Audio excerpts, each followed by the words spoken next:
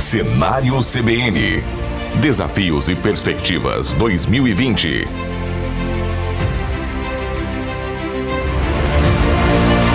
Olá, tudo bem? São 10 horas 36 minutos. Está começando mais um Cenário CBN 2020. Desafios e perspectivas. Em pauta hoje, um setor estratégico, mais do que nunca, é a saúde. Vamos falar hoje, aqui no Cenário CBN, com o diretor financeiro e também médico urologista da Unimed Campo Grande, André Luiz Alonso Domingos. Lembrando que a Unimed é uma empresa que tem quase 50 anos de atuação no mercado, são mais de 1.700 médicos cooperados e cerca de 1.000 colaboradores, entre a sede administrativa e também o hospital. Doutor André Luiz, seja bem-vindo. Bom dia Ginês, bom dia aos ouvintes da CBN Campo Grande, é um prazer estar aqui para a gente poder conversar um pouco sobre o que vem acontecendo no cenário tanto do Mato Grosso do Sul quanto do Brasil. Vamos falar primeiramente de atendimento, de reflexos de como está se comportando hoje a estrutura de atendimento por conta da Covid aqui no estado. Sim, o estado, especialmente o Brasil, ele teve uma grande vantagem em relação aos outros países do mundo, que nós tivemos um tempo para nos prepararmos. Isso foi estrategicamente muito importante, porque se nós voltarmos um pouquinho no tempo, quando noticiaram-se os primeiros casos na China, no final do ano passado, no início desse ano, a gente acreditava, principalmente o Ocidente acreditava, que essa era mais uma epidemia asiática, né? Como houve as epidemias anteriores, né? A SARS, a MERS, né? No Oriente Médio. E com isso, no começo nós não dávamos tanta importância. Quando a epidemia ela chegou na Europa, nós observamos que isso provavelmente teria um comportamento um pouco diferente daquilo que a gente tinha de experiência das outras epidemias anteriores. E com isso, tanto o setor público quanto o setor privado, ele teve um pouco mais de tempo para se preparar, para observar os outros países, como eles se comportavam, o que estava acontecendo lá. E nesse sentido, algumas medidas foram tomadas. Por exemplo, no setor público aqui no estado, o hospital regional virou o hospital de referência para o estado. Alguns pacientes foram transferidos, alocados para outros hospitais. Expandiu-se a capacidade de respiradores, de compra de aquisição de EPIs, tanto no setor público como privado. No caso da Unimed Campo Grande, a nossa estratégia ela tinha 3 pilares principais. O primeiro pilar é o pilar pré-hospitalar, que foi a organização de uma central, que a gente chama de central Covid, para atendimento da população, sem que a população precisasse deslocar o hospital. E ela era monitorada pelos médicos que ali dão um plantão, existe até hoje, coordenada pela nossa equipe de infectologistas. Então essa equipe foi fundamental na montagem de toda a estratégia de combate à pandemia, e até hoje ela está lá e pretendemos permanecer até quando for necessário. Isso foi do ponto de vista pré-hospitalar. Do ponto de vista hospitalar, nós separamos, para quem conhece um pouquinho mais o hospital antigo, o Hospital Miguel Couto, aquela área mais antiga, que faz parte do nosso hospital ainda, nós reformulamos ela completamente para virar um serviço de atendimento exclusivo de respiratório. Porque quando o paciente chega ao hospital, nós não sabemos se ele tem ou não a doença.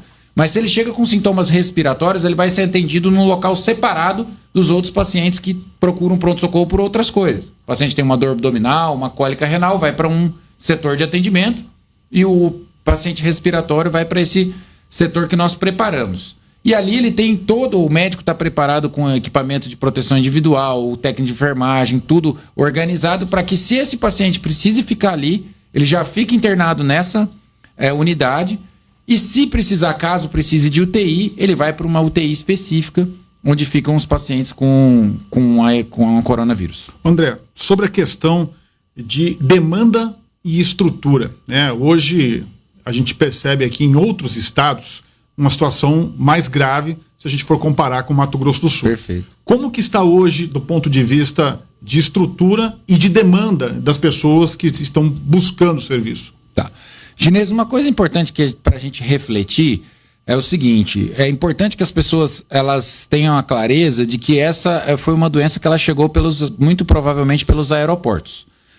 E por Campo Grande, o estado de Mato Grosso do Sul, não tem uma malha aérea tão robusta, a gente foi beneficiado nesse sentido. Porque você vê, Manaus é uma cidade que tem voo para a América. Fortaleza é uma cidade que tem voo para a Europa, voo direto, 3 voos por semana, inclusive. São Paulo, Rio de Janeiro também da mesma forma.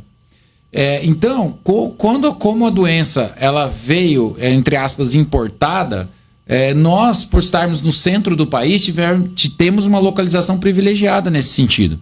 Então, hoje, além de uma boa estrutura, de um preparo que nós tivemos mais tempo do que as outras capitais para nos prepararmos, nós tivemos essa vantagem geográfica. O que acontece nas capitais onde a gente está vendo uma piora da situação, principalmente Manaus, Fortaleza, São Paulo vem lidando muito, eu acho, de uma forma boa, porque tem uma estrutura robusta de saúde já implantada há bastante tempo. Aqui nós temos uma demanda relativamente menor em relação a essas outras cidades. E nossa estrutura vem dando conta plenamente. É óbvio que nós não podemos relaxar nenhuma medida de controle para que isso não saia. Então, foi uma forma muito importante, porque nós tivemos mais tempo para expandir nossa infraestrutura hospitalar e, consequentemente, tivemos um menor número de casos até agora. Então, a estrutura vem dando conta. E há outras medidas que foram tomadas também que ajudam. Por exemplo, a suspensão de cirurgias eletivas. Essas cirurgias que exigem CTI, que exigem que o paciente pode postergar, que ele pode postergar para daqui 6 meses, 8 meses, elas foram postergadas, com 2 objetivos principais: para você preservar o leito hospitalar e para você preservar equipamento de proteção individual para os profissionais da saúde. André, quanto a você ser médico e também diretor financeiro da Unimed, como que você tem avaliado aí o enfrentamento adotado pelo governo do estado e também essa movimentação de pessoas, paralisação de algumas atividades? A gente já está sentindo agora, parece, uma onda aí de flexibilização. Como que se avalia tudo isso? Bom, essa é uma situação bastante complexa da gente avaliar. Eu falo sempre que não existe uma resposta simples para essa pergunta. Até porque o Brasil é um país de dimensões continentais. Então nós temos situações distintas da epidemia nos diferentes estados. Nos estados onde nós temos uma proporção da doença muito, muito grande, como nós estamos vendo nessas capitais que nós já citamos, não tem muito o que fazer, né? Você tem que restringir a circulação de pessoas para tentar, porque se nós não temos a vacina, não temos um tratamento eficaz, eficiente, pelo menos por enquanto, que a gente tem que restringir o contágio. E para restringir o contágio, você só tem uma maneira, que você diminua a circulação das pessoas e o contato das pessoas, além da conscientização, que é um trabalho brilhante que a imprensa vem fazendo desde do início da pandemia. Com relação ao nosso estado aqui, como a gente já viu, apesar da gente não ter uma grande quantidade de casos no estado, nós vimos na última semana o que um paciente, às vezes um caso que venha importado de outros estados, ele pode fazer onde você tem uma população grande, assim, ou confinada, né? Então você vê que o interior sofreu nessa última semana com os novos casos, trazidos aí talvez de fora. Então nós não estamos imunes a essa situação, então é preciso muito cuidado. E na outra ponta, nós também não podemos ter leitos o tempo inteiro ociosos, né? E nós sabemos o grande impacto econômico que a pandemia traz. Então essa dualidade ela tem que ser analisada todos os dias, a qualquer momento e a qualquer cenário. E aqui a população tem que ter consciência não é porque o comércio está aberto que eu não vou me proteger, que eu vou sair sem ter necessidade. Isso é importante. Se nós estamos numa situação, Mato Grosso do Sul está numa situação privilegiada hoje, que ela pode ter o comércio aberto, manter sua economia relativamente funcionando, mas isso é às custas da conscientização que a população precisa ter. Não é porque o comércio está aberto que eu vou fazer uma reunião na minha casa com 10 pessoas. Não é porque o comércio está aberto que eu vou para a chácara ou vou para a fazenda e vou fazer um churrasco ou vou participar de roda tereré no final da Afonso Pena. Não é isso. Nós não temos vacina, não temos tratamento para a doença. Então é preciso conscientização. É preciso que nós nos mantenhamos vigilantes o tempo inteiro. Porque a qualquer descuido, a gente pode ter ou um surto ou ter um aumento muito grande do número de casos que a gente pode não dar conta de atender a todos. E é isso exatamente do que a gente quer evitar. Nessa questão especificamente de evolução de casos, isso de uma semana para outra pode mudar o quadro. A gente sabe que é muito rápido, os outros estados estão experimentando essa desagradável situação e do ponto de vista de estrutura hoje, o governo também vem anunciando com frequência os leitos disponíveis, leitos simples e leitos de UTI, tanto na área pública quanto na área privada. A estrutura do estado hoje, na tua leitura, tá de bom tamanho, tá adequada para o momento, se a gente continuar nesse ritmo que nós estamos? Então, permanecendo dessa forma, não tenho dúvida que vai ter total sucesso. A gente não sabe, mas a gente provavelmente deve haver um aumento no número de casos, porque nós estamos um pouquinho atrasados epidemiologicamente em relação às outras capitais. Pode haver esse aumento no número de casos. É lógico que se houver um aumento expressivo, muito importante, e a gente sabe que uma parte da população vai precisar de uma assistência de unidade de terapia intensiva, nós podemos ter alguma dificuldade. Então, como eu falei, a gente tem que avaliar isso semanalmente, diariamente, a gente acompanha os boletins todos os dias. Lá na Unimed nós temos um boletim às 10 da manhã e às 16 horas de toda a nossa situação de leitos. Então isso é passado para a direção para a gente tomar. Nós ampliamos a nossa capacidade de respiradores. Hoje nós temos respiradores muito além do que a gente tinha em janeiro, por exemplo, que é uma retaguarda. Agora, é óbvio, dependendo da quantidade, Nova York sucumbiu, os países da Europa sucumbiram na sua maioria, então a gente tem que ter cuidado para que a gente não tenha um aumento expressivo do número de casos. Com relação ao sistema público, pelo que eu li, o sistema público se distribuiu nas macro-regiões do estado. Eles têm um sistema de organização dentro dos próprios municípios. Eles aumentaram o número de leitos e de respiradores também fora de Campo Grande, para que haja um atendimento da demanda por região, né? E aí, quando essas regiões vão se ocupando, esses pacientes são transferidos, podem ser transferidos entre as regiões, né? Então eu vejo também que o governo ele implantou barreira sanitária, que isso é muito importante. Eu acho que a gente, na minha opinião, a gente tem que controlar muito os casos que a gente chama de importados, que hoje não vem mais de outro país, né? Vem dos próprios estados aqui da federação. Nós temos que ter um controle muito importante desses casos, porque, como eu disse, a situação fora do Mato Grosso do Sul, ela está numa situação bem diferente do que está aqui. E nós podemos ter um aumento do número de casos decorrente desse trânsito de pessoas dos movimentos interestaduais. André, vamos falar um pouquinho mais de dentro da Unimed, que é uma referência em atendimento de saúde. Falando em hospital, como adequar toda aquela estrutura, do ponto de vista de protocolo, do que já vinha sendo feito e com uma nova realidade. Isso exigiu e ainda exige um trabalho permanente de acompanhamento? Perfeito. Você tocou num ponto aí que a gente fala pouco e na verdade, as pessoas discutem menos.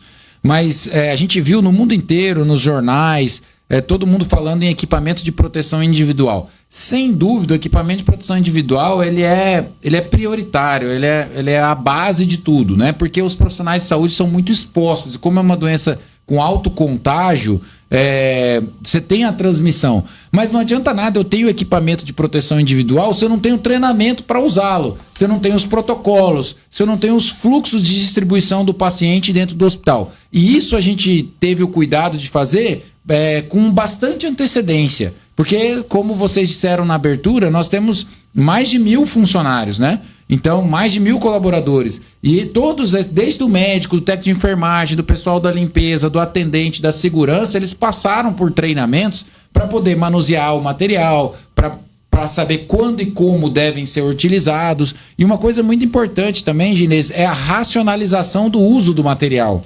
Porque o material, além de tudo, de equipamento de proteção individual, nós temos uma dificuldade de comprar. E não é por falta de recurso, é por escassez de oferta. Então, hoje existe uma briga. A gente viu aí no noticiário governos comprando equipamentos que não chegam, o fornecedor, além deles terem um aumento substancial nos seus valores, nós não temos prazo de entrega. Às vezes chega 2, 3 dias antes, os fornecedores não entregam o material. Então, nós tivemos que fazer um provisionamento. Durante agora, como está, nós temos uma quantidade suficiente, mas continuamos comprando regularmente, abastecendo, deixamos sempre com sobra para que isso ocorra de forma adequada. O isolamento, a possibilidade de isolamento do PA respiratório foi uma coisa muito importante para a gente evitar que o paciente com a Covid-19 transite muito dentro do hospital. Uma outra coisa, esses pacientes eles precisam fazer exames radiológicos. Então aí, para você ter uma ideia, quando o paciente vai para a tomografia, que é um exame que esse paciente faz bastante, nós temos todo um protocolo de limpeza, tempo de uso da sala depois para os outros pacientes que podem utilizar. Então tudo isso é muito bem pensado para que a gente não tenha, ou tenha um mínimo,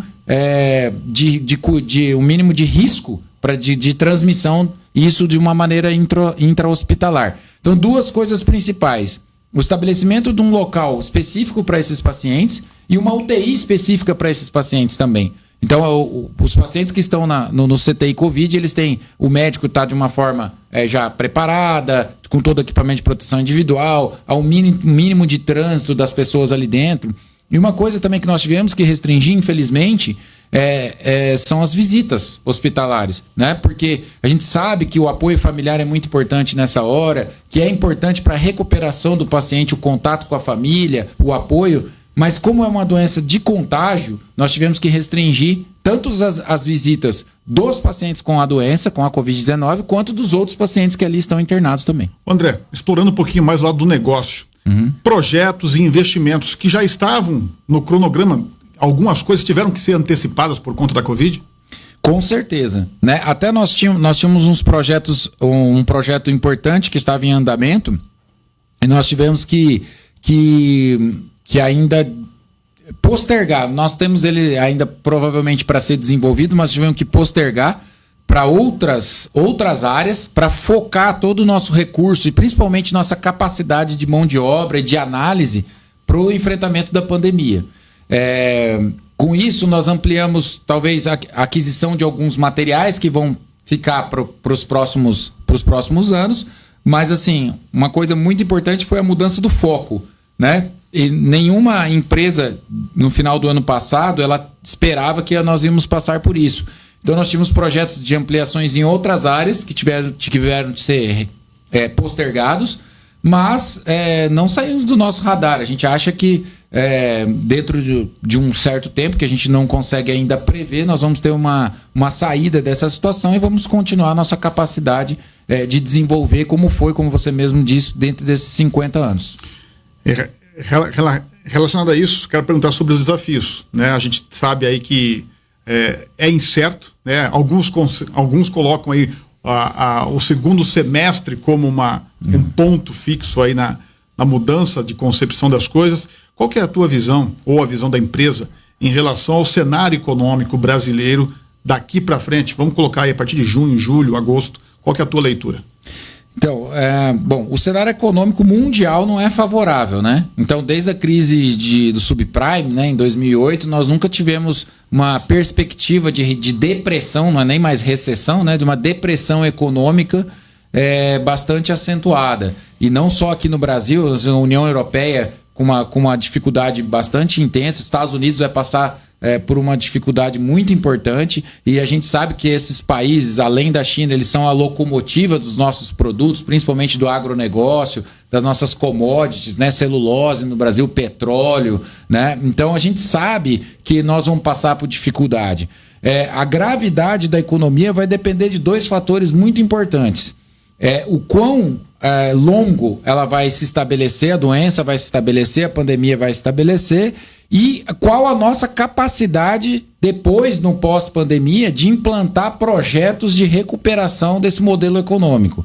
Então essas 2 coisas são os 2 pilares que vão rumar para que a nossa recuperação ela possa ser em V. Ninguém acredita mais que haja uma recuperação em V, ou seja, um rebote no segundo semestre para uma recuperação muito vigorosa, mas que ela seja, pelo menos em U, que a gente chama, né, que é uma recuperação que a gente passe por uma estabilização e depois começa a crescer lentamente aí para os próximos anos.